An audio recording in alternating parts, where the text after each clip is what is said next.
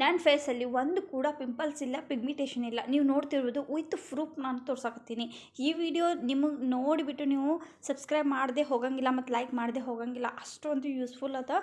ಹಾಗೆ ಈ ಒಂದು ಪಿಗ್ಮಿಟೇಷನ್ ಪೌಡ್ರ್ ಏನೈತಲ್ಲ ಬಹಳ ಯೂಸ್ಫುಲ್ ಅದ. ಇದನ್ನು ನೀವು ಮನೆಯಲ್ಲೇ ನೀವೇ ಟ್ರೈ ಮಾಡಿ ಮತ್ತು ನೀವು ಬಿಸ್ನೆಸ್ ಕೂಡ ಮಾಡಬಹುದು. ಓಕೆ, ಈ ವಿಡಿಯೋನ ಶುರು ಮಾಡೋಣ.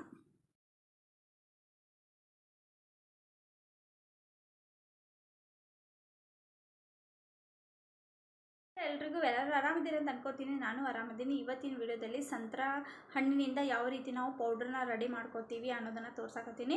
ಎಲ್ಲರೂ ಕೂಡ ಆನ್ಲೈನಲ್ಲಿ ಮತ್ತು ಅಂಗಡಿಗಳಲ್ಲಿ ಈ ಒಂದು ಆರೆಂಜ್ ಪೀಲ್ ಆಫ್ ಪೌಡ್ರನ್ನ ನೀವು ತೊಗೊಂಡು ಬರ್ತೀರಾ. ಬ್ಲೀಚಿಂಗ್ ಎಸೆನ್ಸ್ ಇದು ಸಿಕ್ಕಾಪಟ್ಟೆ ಇದರ ಬ್ಲೀಚಿಂಗ್ ಕಂಟೆಂಟ್ ಇರ್ತದೆ. ಅದನ್ನು ನೀವು ಫೇಸಿಗೆ ಅಪ್ಲೈ ಮಾಡ್ಕೋತೀರಾ. ಮುಖಕ್ಕೆ ಅಪ್ಲೈ ಮಾಡಿದಾಗ ಸಿಕ್ಕಾಪಟ್ಟೆ ವೈಟಾಗಿ ಕಾಣಿಸುತ್ತೆ.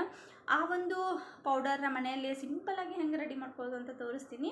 ಹಣ್ಣೇನೋ ತಿಂತಿರ್ತೀರ, ಸೊಟ್ಟೆಗಳನ್ನ ಅಲ್ಲೆಂದ್ರಲ್ಲಿ ಬಿಸಾಕ್ತಿರ್ತೀರ. ಸೊ ಬಿಸಾಕ್ಲಾರ್ದೇ ನಾವು ಮನೆಯಲ್ಲಿ ಒಂದು ಸಂತ್ರ ಹಣ್ಣಿನ ಸೊಟ್ಟೆಯನ್ನು ತೊಗೊಂಡು ಬಂದು ಅದನ್ನು ಚೆಲ್ಲೋ ಬದಲು ಅದನ್ನು ರೀಯೂಸ್ ಮಾಡಿಕೊಂಡು ಒಂದು ಪೌಡ್ರನ್ನ ರೆಡಿ ಮಾಡ್ಕೊಳ್ಳಿ.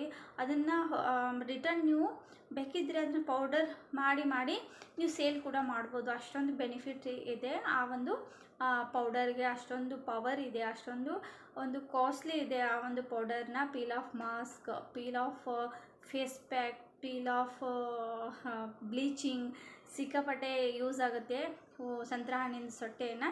ಓಕೆ, ಅದನ್ನು ನೋಡ್ಕೊಳ್ಳೋಣ ಹೆಂಗೆ ಮಾಡ್ತಾರೆ ಆ ಒಂದು ಪೌಡರ್ನ ಅಂತ. ನಾನು ಮನೆಯಲ್ಲಿ ಇದೇ ಥರ ಪ್ರಿಪೇರ್ ಮಾಡ್ತಿರ್ತೀನಿ ಅವಾಗ. ಸೊ ಅದನ್ನು ನಿಮ್ಮ ಜೊತೆ ಈ ಸತಿ ಶೇರ್ ಮಾಡ್ಕೊತಿದ್ದೀನಿ. ಫಸ್ಟ್ ಆಫ್ ಆಲ್ ನೀವು ಹಣ್ಣನ್ನು ತೊಗಟೆ ಸುಲಿತೀರಾ, ಅದನ್ನು ನೆರಳಿಗೆ ಹಾಕಿ ಒಣಗಿಸ್ಕೋತೀರಾ. ಸೊ ನೆರಳಿಗೆ ಹಾಕಿ ಒಣಗಿಸೋವಾಗ ಜಸ್ಟ್ ನೀವು ಪ್ಲೇಟಲ್ಲಿ ಹಾಕಿ ಒಣಗಿಸ್ಬೇಡಿ. ಯಾಕಂತಂದ್ರೆ ಅದರಲ್ಲಿರೋ ನೀರಿನ ಅಂಶ ಅದಕ್ಕೆ ಅಂಟ್ಕೊಳ್ತೈತಿ, ಪ್ಲೇಟಿಗೆ ಅಂಟ್ಕೊಂಡಾಗದ. ಸೊ ಅದು ನೀರಿನ ಅಂಶ ಎಲ್ಲೂ ಹೋಗೋಕ್ಕೆ ಜಾಗ ಇರಲ್ಲ, ಹಾಗಾಗಿ ಕಪ್ಪಾಗಿ ಆಗ್ತದೆ. ಅದ್ರ ಸಲುವಾಗಿ ನೀವು ಫಸ್ಟ್ ಆಫ್ ಆಲ್ ಒಂದು ಪ್ಲೇಟನ್ನು ರೆಡಿ ಮಾಡ್ಕೊಡಿ. ಪ್ಲೇಟ್ ಅಥವಾ ಮರ, ಆಮೇಲೆ ಪ್ಲಾಸ್ಟಿಕ್ ಬುಟ್ಟಿ ಈ ರೀತಿ ಯೂಸ್ ಮಾಡ್ಕೊಳ್ರಿ.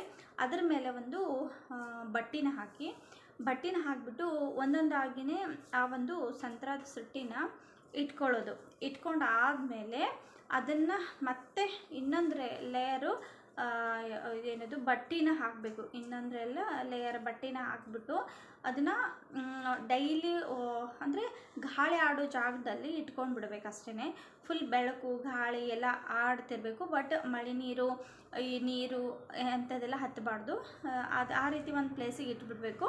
ಅಂದರೆ ಹಾಲಲ್ಲಿ ಕಾಟದ ಕೆಳಗಾಗಿರ್ಬೋದು, ಟೇಬಲ್ ಕೆಳಗಾಗಿರ್ಬೋದು ಇಟ್ಕೊಂಡ್ಬಿಡೋದು. ಅಂದರೆ ಅದು ಗಾಳಿನೂ ಬರ್ತಿರಬೇಕು ಮತ್ತು ಬೆಳಕು ಇರ್ತಿರಬೇಕು, ಅಲ್ಲಿ ನೀರು ಮಾತ್ರ ಟಚ್ ಆಗಬಾರ್ದು. ಆ ರೀತಿ